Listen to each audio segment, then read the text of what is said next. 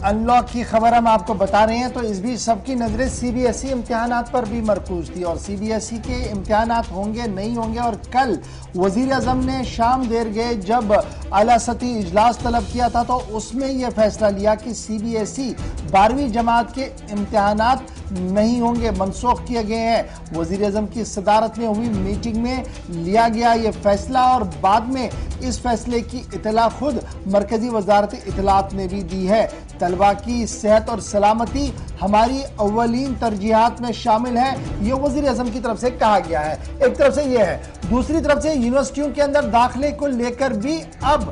मखमस का मामला बन रहा है और किस तरीके से मामला आगे बढ़े और किस तरीके से वहां पर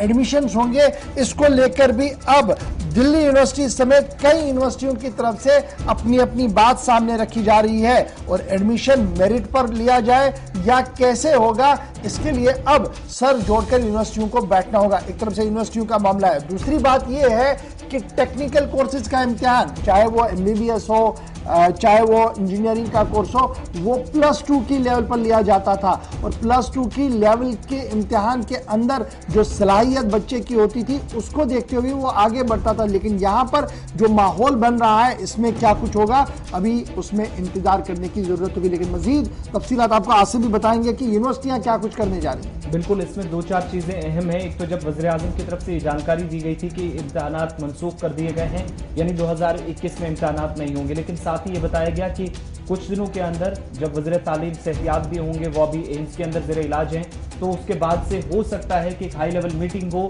एजुकेशन सेक्रेटरीज के साथ, वजारत तालीम के आला जिम्मेदारों के साथ, और उसके बाद नेक्स्ट प्लान जो है कोर्स ऑफ एक्शन क्या होगा वो तरतीब दिया जाएगा। और अगर इम्तिहानात इस साल होते हैं तो तब भी वालिदैन को आगाह कर दिया जाएगा, कुछ दिन पहले से ही बता दिया जाएगा। नंबर 1। नंबर 2, दिल्ली के वज़ीर आला अरविंद केजरीवाल की तरफ से जहां पर फैसले का खैरमकदम किया गया, वहीं उन्होंने एक खत भी लिखा है वज़ीर आज़म को, जिसमें उन्होंने कहा है कि कारकर्दगी की बुनियाद पर नताइज जारी रखने की